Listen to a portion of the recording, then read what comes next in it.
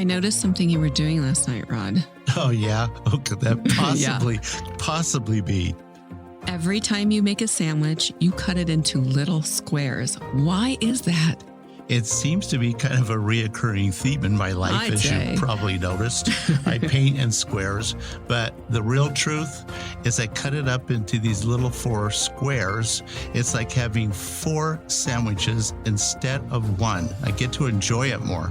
I get it. It makes it last longer and a diet tip for people, right? I suppose it could be. Yeah.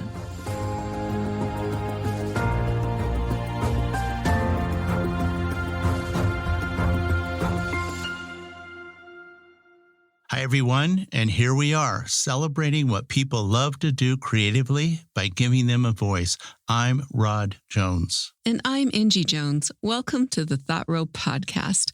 We invite you to subscribe wherever you listen, and we are available virtually anywhere you listen to podcasts. Yes, and you know what? We've discovered creativity is absolutely everywhere. Yes, you don't have to look very far to find it either. Like our guest today, who happens to be a very accomplished concert and solo flutist. Today, we will be speaking with Ivana Mišić from Croatia. You know, you and I both love classical music, which is good that we have that in common. We do. And the flute is the oldest instrument in the world.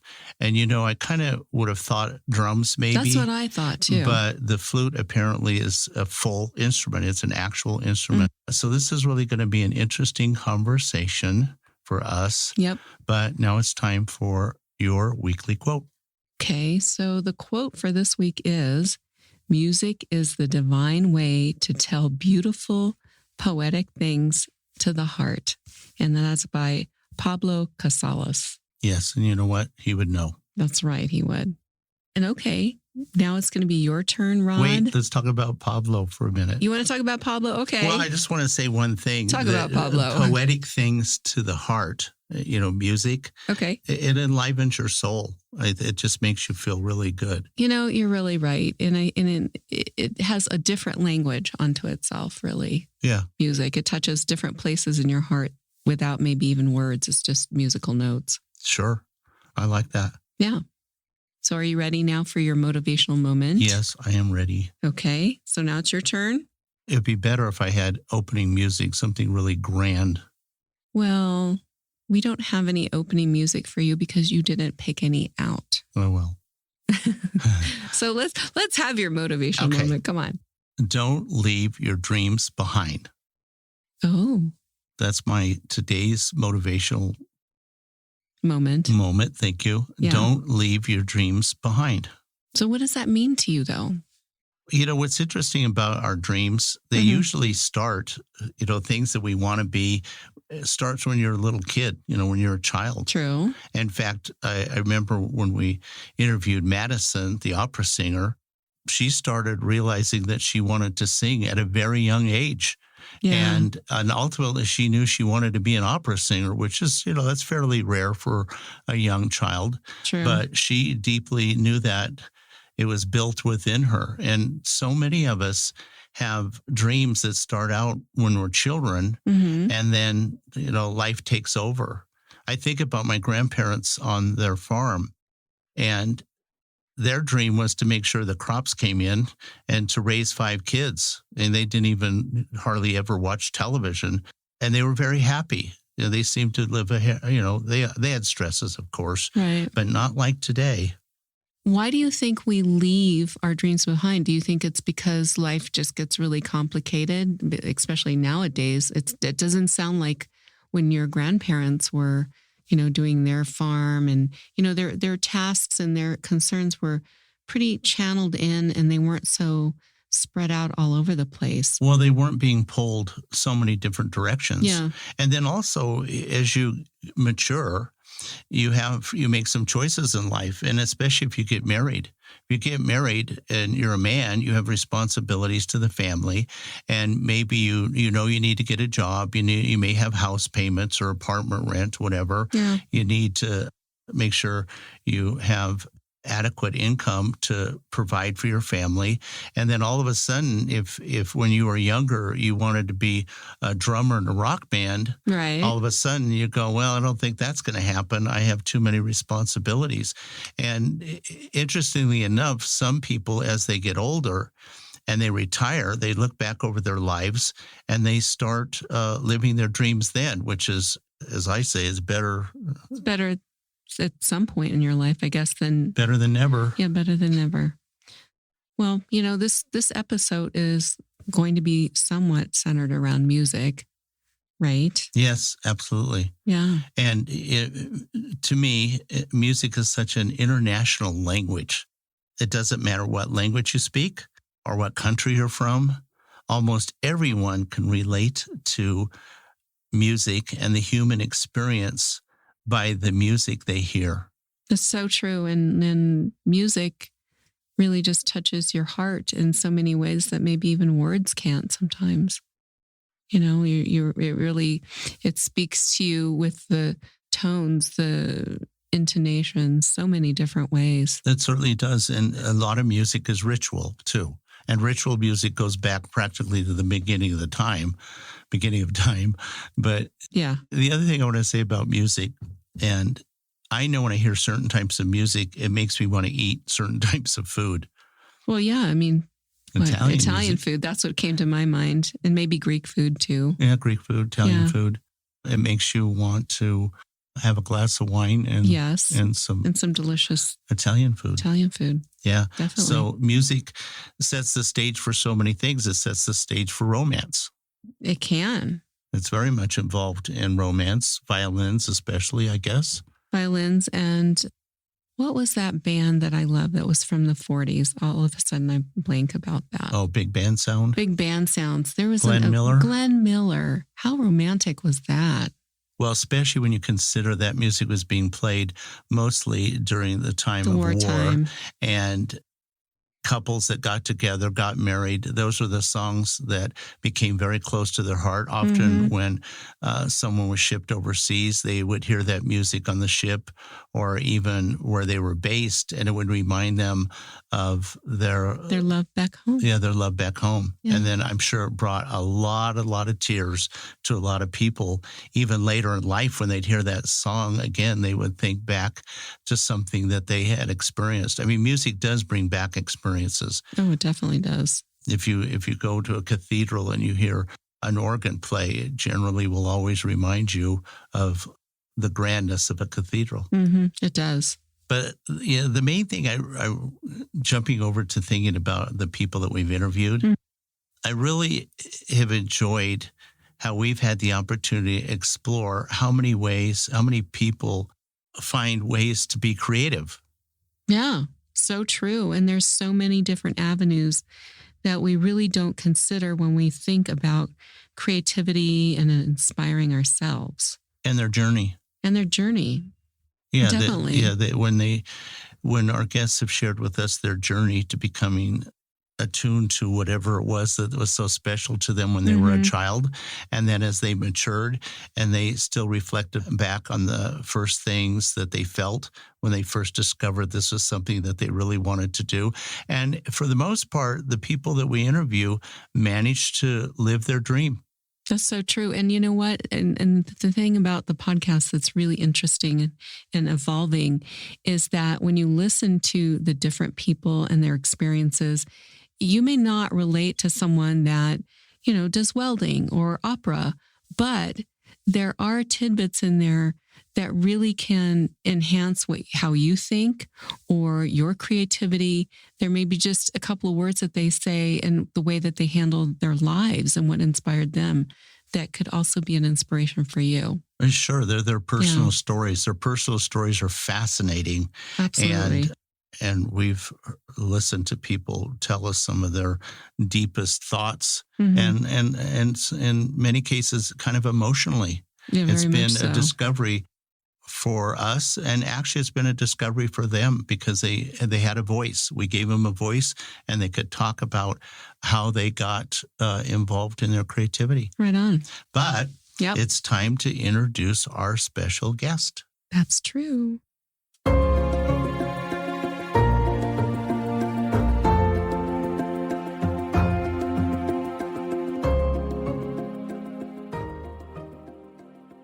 Ivana, welcome to the Thought Row podcast where, you know what, you're going to be our very first flutist. Yes. Hi, Ivana. First interview. We're so excited to have you with us today.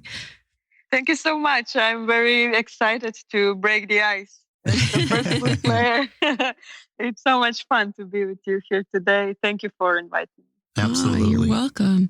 Well, before we start our interview officially, we always like to ask our guests what they had for breakfast. So what did you have for breakfast? Okay, so now I am in Rijeka. It's a city on the seaside in Croatia. There I have many concerts with orchestra. Mm-hmm. So I'm in a hotel and I had a hotel breakfast. You know, it's like, I don't know if you know, a Swedish table. Like you can choose a lot of things which are offered. So I had egg, bread, croissant, a lot of things. But usually I eat, these chocolate filling cereals with like pillow cereals with chocolate inside with rice milk. This is what I usually eat. But today I had a restaurant breakfast. Yeah. Oh, nice. That's nice. You didn't have to fix it, which makes it even better. Smorgasbord. Yeah. Yes, smorgasbord or buffet. Smorgasbord buffet, yeah. That sounds good. Yeah, That it's sounds great. good. I know where you live because my grandparents immigrated to the U.S. from there. Please tell our listeners where you're from and what your country is like. It's so great coincidence to meet you and to find out that, we have this common thing to have this. I live in Croatia, in the capital city of Zagreb. It's a very beautiful country. And here I would like to use this opportunity to say that it's very great to travel to Croatia because it's a so small place. You have a lot of things which you can explore, like the seaside, the mountains, a lot of national parks. I think 200 more than 200 islands, which are all so beautiful.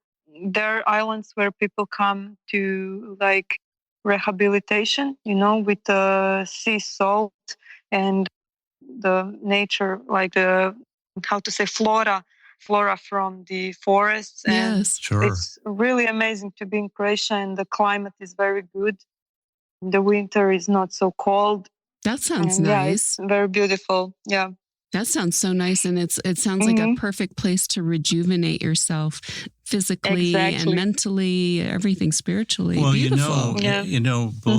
Both my sisters and my brother-in-laws, I guess it's been 2 years now. Yeah, it's been a while. They both visited there. They went to the towns and areas where my grandparents grew up, and we still have some relatives there. But that's what they said when they came back. Obviously, they showed us some pictures that they had taken. But probably the thing I really enjoyed hearing from them was how gracious and warm and kind everybody that they met in your country. They just could not speak enough about how charming, helpful, caring. They just were. You live in a great country. There's no doubt about that. And I'm not just saying that because that's my lineage, but it's true. I'm sure that It's true. Croatian people like to meet new people, and they have so much hospitality in their veins. They really like to be good. They like to make people feel appreciated and welcome in Croatia. That's why we are very much touristic country. There's a lot of tourists coming abroad. So yeah, it's very nice to come in Croatia. You should definitely come when this Corona is finished. That's our goal. In fact, our whole family said, they go this time, Raj and Inji, you have to come with us. So that's our plan. Definitely. Great. Yeah.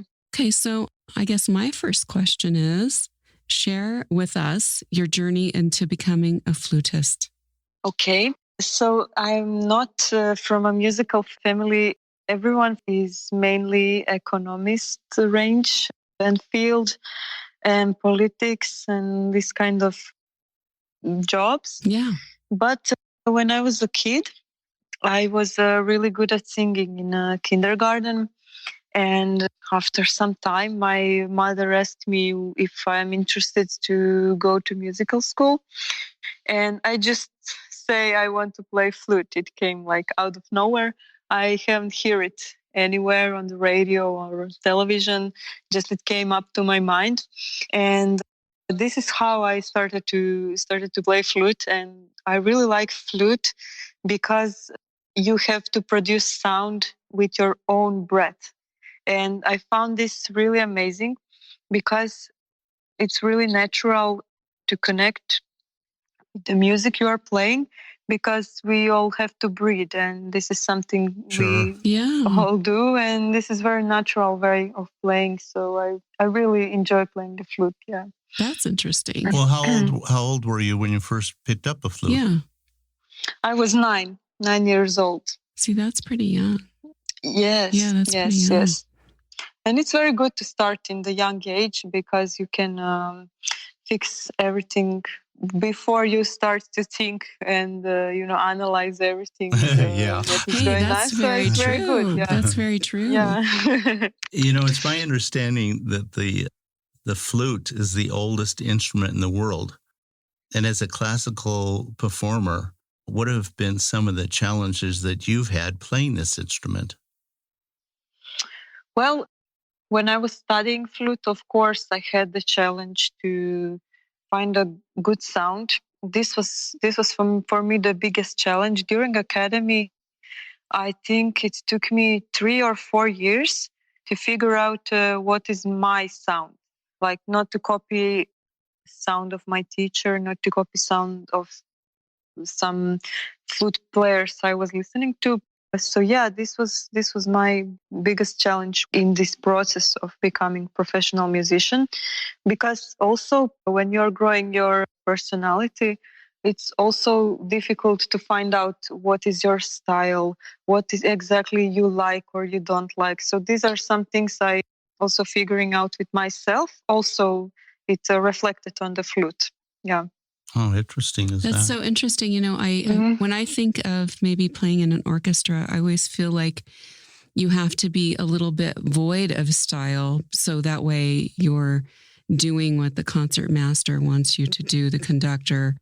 But you have to be a little bit more taking, I guess, especially if what they want to do. 4 flute players all sitting side by side. You can't all have everybody different. So it's really encouraging for me to hear that you have to, you work on your own style instead of being just playing by the notes, basically, Yeah. I also play in orchestra very often. And in a way, not literally, I find orchestra as a corporation. So everyone is important, but you are part of a big group, and you have to follow the rules in order to concert be successful. And this is very challenging for me. That's why I am a freelance flute player, and I like to change orchestras, ensembles, chamber music. So I just don't fix my personality and my style of playing to one orchestra, because this is very important to me to stay individual and never lose my sound and my expression. This is very important for me. That makes a lot of sense. Yeah, I can see because that. if you're part of a full-on orchestra, you're always playing what the I like what you said. It's kind of like a director. corporation where you have to do. Yes. Yeah, you're fixed on Very what much you can so. play. But I heard that some leaders of corporations come on musical rehearsal of orchestra to learn about team leading and to learn about how system is going. Because to play in orchestra is actually, to musician is very natural. You have the notes, you have a dynamic, you have conductor. But in corporation, these things all need to be communicated. And it's very interesting what we can do together, even thinking about it, how we can play together. And this is also very interesting. That's why I'm still playing in orchestra. Right. Because this is so interesting. Oh, I can imagine. It really is. Before I ask you the next question, I want to mention that your audio sounds incredible. And I want our listeners to know that you're actually talking to us from a concert hall. Oh, yeah.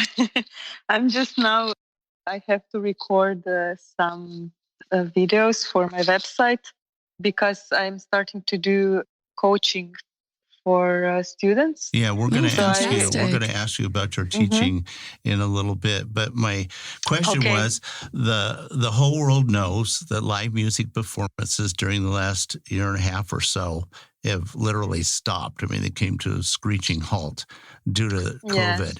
And there have been some virtual performances that have taken place. But how has this period affected your business as a musician? Well, it was very difficult because for one whole year, I didn't have any performances or concerts, and basically nothing was happening. This was very difficult part of the year. I was just practicing and reading books and doing whatever I can just to stay motivated. But in 2 months, before 2 months, concerts started to happen. And now I'm very lucky that I have so many concerts. My summer is really full with various concerts, and it's difficult because now here in Rijeka, just 2 days ago, they brought a new law that we have to have a COVID-free concert. So everyone who is participating in concert, both orchestra and audience, they have to have a negative test result for corona. And this is a little bit making all this harder to organize, even though we have concerts outside in the like arena, Yeah, the open old air. arena. Yes, open air. But still, we have to have this thing sorted. So this is making things difficult, but somehow we are managing. I think it's been particularly hard. I think it's been particularly hard on musicians. I mean, we saw one on television, and then we noticed that the audience, they were all sitting several seats apart. They all had their mask on. We also noticed that the performers, obviously, if they were a woodwind or a flute or whatever, they weren't wearing a mask. But the timpanist or the string instruments, they all had their masks on, and it was kind of a little it's interesting, eerie, to say the least. Interesting. Yes, it's so difficult because when you wear a mask, you have difficulties with breathing. Yeah. And no matter if your violin players also everyone has to wear mask except wind players. So it's really difficult. And when conductor is trying to say something, you cannot hear him because it's lower sound. Muffles his voice. Yes, it's so difficult. I really hope this crisis will end soon, and then we can try to find.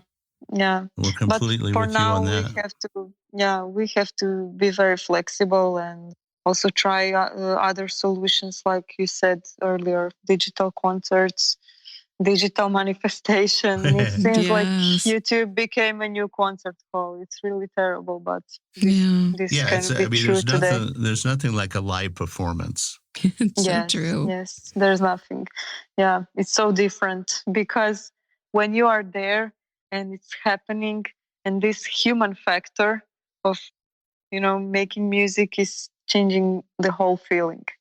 But yeah, we have to be happy for what we have and try to make it better. Right, and adapt. I mean, it's it might serve a purpose somewhere along creativity wise. So maybe it's a good thing. I don't know.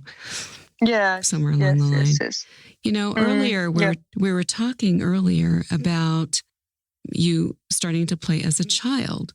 Now, it seems like the earlier a child starts to play an instrument, it builds self-confidence and stimulates the brain. What are your thoughts on that? Well, to be honest, I don't remember that I was confident as a child with performing and everything. So I think it's very difficult to have confidence when you are starting to play. And but it's very good to start early because of the body, because body changes when you grow up, and you can make your fingers faster when you are a child. So some practical things are very good. There are advantages and disadvantages. Sure. I know, for example, I think Jean-Pierre Rampal. This is a flute player who passed away, very famous. I think he started to play flute when he was 18 years old. And he managed to become most successful flute player in his time. So I think there is no rule to anything because, exception makes the rule. So, yeah, but it's good for me that I started this earlier to play the flute, and I'm happy. Yeah. Well, you've maintained a passion for it. Yeah. Yes. That's the important part. Yeah. Mm-hmm. When you see a flute player up close, it's obvious that they have to hold their lips in a certain position to make the flute have the different intonations and sound. Is that difficult to do? I know you talked about it a little bit, but when you watch a flute player, obviously they have to hold their lips a certain way. Yeah, I'm really amazed how you made this observation. I have to say, this is really amazing. It's a special way of blowing the air. Flute is the only wind instrument who has open hole to play. So it's more difficult to produce a sound on a flute than it's on a saxophone or the clarinet, because on saxophone you have closed, I think mouthpiece on English it's called. And you just put your lips on it, and then of course you need to work on the sound, but I think that the sound comes immediately through the instrument. But flute is different because you have to have an embouchure, which is, for children we use the expression, you have to think that your lip is like a snail on the mouthpiece. So really? It has to be really, really. It has to be widen up and tight to the mouthpiece, and this is really difficult to produce. And there's so many other schools of flute playing. Some people don't play like a snail on the mouthpiece. Some people have a different embouchure, but we can talk about this really long. So, yeah, I hope this is okay. That's really interesting because the, what do you call them, woodwinds? I mean, they have a reed. And there's nothing between you basically in that opening in the flute. Yes. Everything has to be controlled by your lips and how your breath. Yeah. Let me ask you a question, because I've never picked up a flute in my life, as far as I know. Although I've watched a lot of flute players. Are you blowing across the opening or into it? You would not believe, but 70% of the air goes out. So just 30% is going in the flute. Oh, okay. So you are kind of blowing across. Oh. Yes. I blow a lot across. This is it's impossible to blow exactly the whole amount of air in the hole, and that's why it's so difficult to play flute, because you have to have really strong lungs. I noticed as I'm growing, my lungs have been bigger since I was small. So I have lungs like I'm swimming, like I'm a professional swimmer. That's interesting. Yeah, it's really wide. Yeah. Huh. You wouldn't think that with the flute at all. I would think that with like a trumpet player or a tuba player, somebody with this very big instrument, but not with a flute. Yes. It sounds like the flute requires more breath control than any other instrument. Huh. Well, I think all the instruments require a lot of breath control. It's just different system, and it's a little bit different to produce a sound. It's more difficult maybe in the beginning, but when you are going in the professional level, I think we are all in the same problem, to have the details and to have great music. But it's interesting also, the small instruments need a lot of pressure and a lot of breath. For example, now I'm also playing Piccolo. It's also instrument from the families of flute, and it's very, very small instrument, but you need so much power and pressure, and it's really interesting because, as you said, it would be kind of normal to think the big instruments require lot of, I have not tried big instrument. I just tried the bass flute, and it's bigger than this flute, and I just don't need so much air as on concert flute, band flute. Yeah, so yeah, it's very interesting. That is interesting. That's I so found that very interesting, and I'm sure our listeners are going to, because you see these instruments, but you don't know what it takes to make you it don't happen. get the inside from the actual musician. Yes. You just listen to them, but you don't get the inside. True. Yeah. Now, Ivana, you've been a soloist and a concert performer. What are some of the experiences that you've enjoyed the most? In the concerts, well, one event came to my mind. It was not a concert, but it was audition for the Dubrovnik Symphony Orchestra. I think the third round. And I had to play concerto, which is one of my favorite concertos ever written for flute.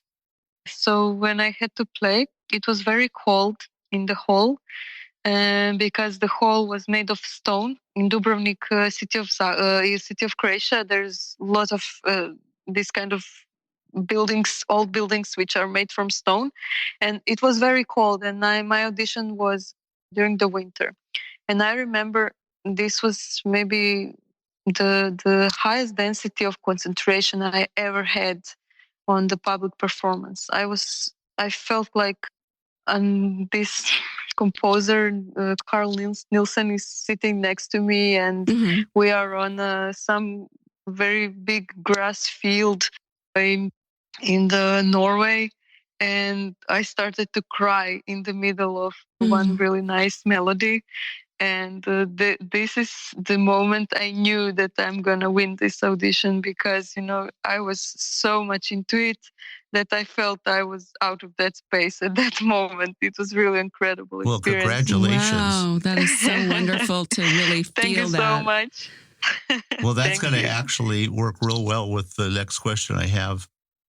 We learned from you in an earlier conversation that you've been called upon to perform improvisational pieces. How do you come up with those variations to meet that challenge? And in a couple of minutes, I'm going to ask you to play a couple pieces. But first, how do you come up with those variations? Well, this, what you mentioned, I played a couple of times what I call free improvisation.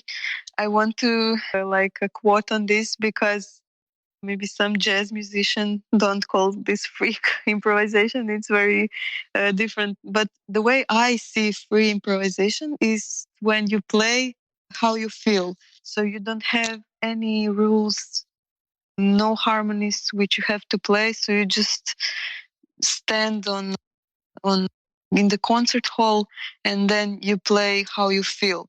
So I had opportunity to play in this kind of concerts a couple of times. Once was with the jazz orchestra of the academy, where I played regularly, and I had solo, which was during the project Harmony of Dissonance. And I was just to play, let's say, bipolar. So I played something which was really melodic, fluid, very nice, etheric, and spiritual. And then I slide into something which reminds me on the chaos or without harmonies and very high density intervals. And this was very nice experience, because I never knew what is going to come up from my flute, because this was the only rule. You have to play how you feel. And sometimes, I don't feel every day the same. Sometimes I feel great. Sometimes I'm open. Sometimes I want to be alone. And it was really interesting, because, it was not so small concert. It was actually in the big concert hall in Zagreb, and it was full concert hall.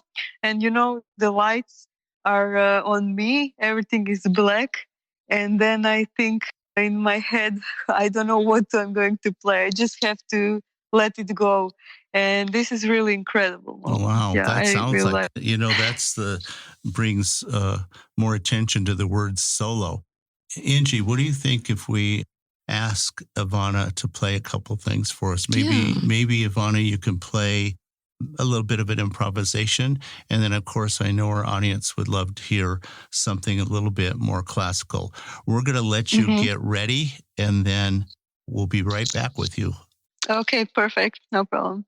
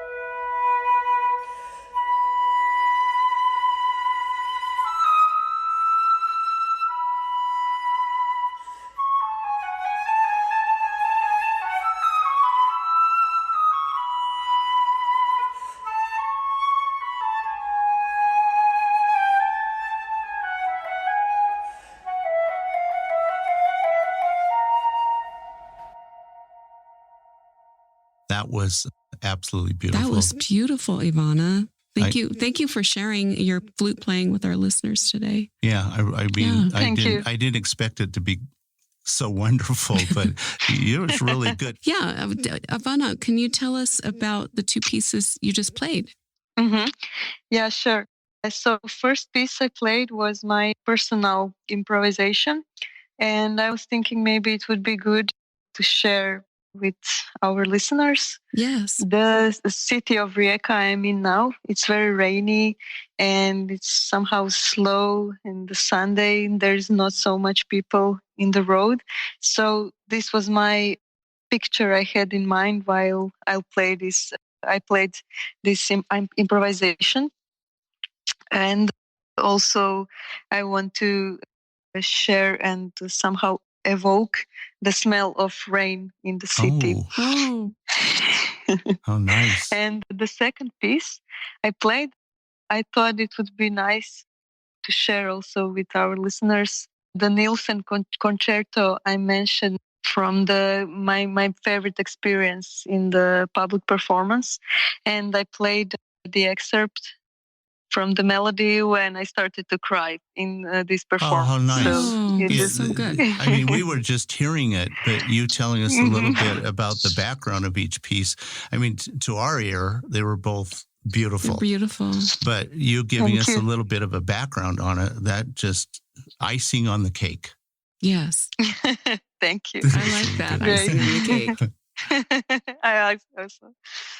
Well, you were talking about performing, and I would like to know, before you go out on stage to perform a solo, what is going through your mind? What do you feel when you're doing this? Wow, that's so interesting question. Actually, I am very excited before I have concert. I don't some special ritual on the day of concert. I usually don't practice much. I practice just 1 hour and I do some light meditation. But before concert, I just stay calm in the backstage, and when I start performance, I forget about everything I practiced. I forget everything I maybe fear of. Some places they are difficult. I just let everything go, and I let the music lead me to the concert. So it's not some special ritual. I just try to let it go as much as I can. Well, it certainly seems to be working. Yeah. And it's also, I love that you're putting yourself in a place of just letting it flow through you instead of getting worked up or any special less thing. mechanical. Yeah, and less mechanical, more emotional. Definitely. Yeah, it's the most difficult thing for me. It feels like I have to jump from the mountain, and I will fall on the clouds. I know that I will fall on the clouds, but still it's really difficult to jump. You know what I mean? Oh yeah, it's very nice feeling. Yeah. But after it's all over, it's an especially nice feeling. Yeah. Yeah. You often, I know you often perform in ensembles, and you have to work with just a few fellow musicians. How does that work for you? Well, that's very nice because usually I cooperate and play with musicians who are already my friends. So it's just like hanging out through the music and discussing the details and finding out the perfect mode and the perfect, the perfect pitch. But it's different with every group. Sometimes I have one friend and the piano player. We played duo, and we are now having a concert in 2 days in another city. Oh, how great! It's a duo Gatenel, and with him, I always have long rehearsals. It's sometimes 5 or 6 hours of rehearsals, and we just go into the music, and we cannot stop practicing. Oh, beautiful! But that's so wonderful. It's very good. People are different. With some people, I just feel like I don't need to rehearse at all. Like we can just go on the concert and play. This is also very nice because you can have this kind of trust, and you can feel that the other person is following your thoughts and your intentions. So both of these things and way of playing I really like and enjoy. I like the diversity, so everything is very interesting, every part. See, that's really wonderful. Such dynamic relationships with people, and also identify, with one, I don't need to practice. It's good. I have this trust. And then with others, you just want to practice because it's just so much fun, I think. Yeah. Yes. Right. Yeah. Now, I know there have been some great composers that have written compositions specifically for the flute. Do you have a favorite? Well, I do not have a favorite because there's so many. It's like you have to pick a favorite person in your life. I have to choose: is it my sister, or is it my boyfriend, or my mother? Everyone is so special in a different way. I will mention a couple of them just to give you some information about what is my preference in music. So I really like Bach. I have some kind of special connection. Every time I play Bach, I feel like I am in the universe and like I'm floating to the planets, and every planet has its sound, and it's very, very special composer for me. But it's really difficult to play Bach. He is really complex composer, so you have to really prepare. I think Bach sat around and said, "I'm going to give flutists a hard time." Because he really wrote some beautiful compositions for the flute, and and I suspect that they were very challenging to play. Yeah, and Bach is not the only one. There are a lot of composers who, for example, Prokofiev. He seems like he makes compositions which is always a little bit above the technical possibilities of the instrument. The range, right? Yes, the range. Not a range is always, you can all play all the notes, but technically the way he wrote passages in the music, it's sometimes so challenging that really I'm thinking, why is this? But when you practice, and when it's well practiced, then it's very rewarding to play this kind of composers. Yeah. So bet. Do you Do you teach others to play the flute? And when you are teaching them, are you using some of the same techniques that you? Yes. I use technique that my teacher on academy.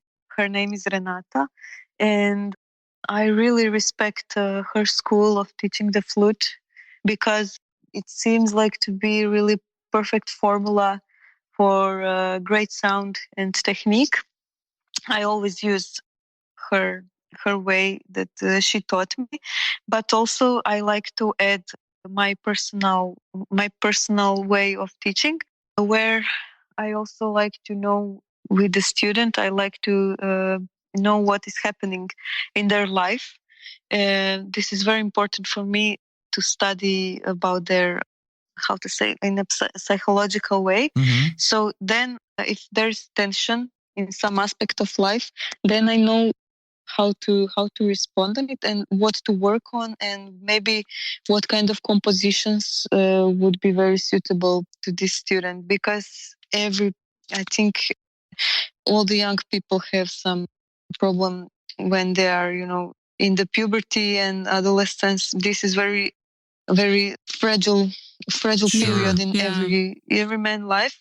So this is, I like to combine this rational way where you have 1+1 is 2, and I like to also combine with the other way where I try to find out what's troubling them, and then I try to sort it out, help them to sort them out by themselves. And this is how I like to build confidence.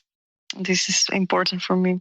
Well, lucky is the student that has you as a teacher. Absolutely, absolutely. That's really special. I mean, it's just not. I remember my music teacher, which I failed miserably at, Mr. Geiger. Mhm. I mean, he was one of these music teachers that he would pick up an instrument and throw it at you. Oh my God, really? Yeah. So I don't imagine there was too many people in our high school band that went on to become musicians. Mostly they learned how to wear hard hats. Oh my God, I'm so sorry that you had this experience. That's so That's sad. okay. Wow. That's okay. Yeah. We could all live vicariously through your successes. So Sure. that's really good. Yeah. Sure. Okay. Now, I know we're getting kind of to the end of our interview. So I'm going to ask you the question that we ask all of our guests, which is, if you could sit on a park bench and chat with anyone from the past, who would it be? Okay, it's very difficult to answer this question because in my life I feel that I meet everyone who I have to meet, and everyone in my life seems to be fulfilling their purpose. But there is one person who I would love to meet if I have possibility, and this is conductor Herbert von Karajan. He's my favorite conductor, and I always analyze his recordings and how he conducted. And it's very interesting because he always conducted with his eyes closed.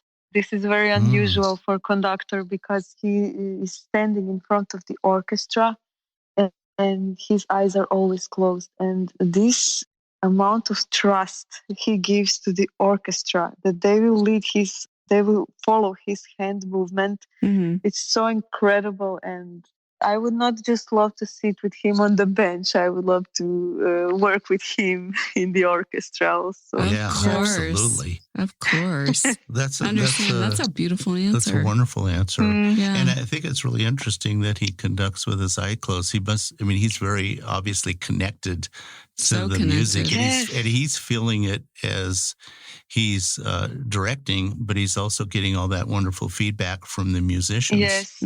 Yes. It's so incredible. It's like he's connected to another world while he's conducting, and it's also possible to see this in the recordings, black and white recordings of his performances. I imagine how is it like to be in person with this incredible human being, and it's probably more exciting and more thrilling than it's when I see it on recording. So he's the person I would love to meet.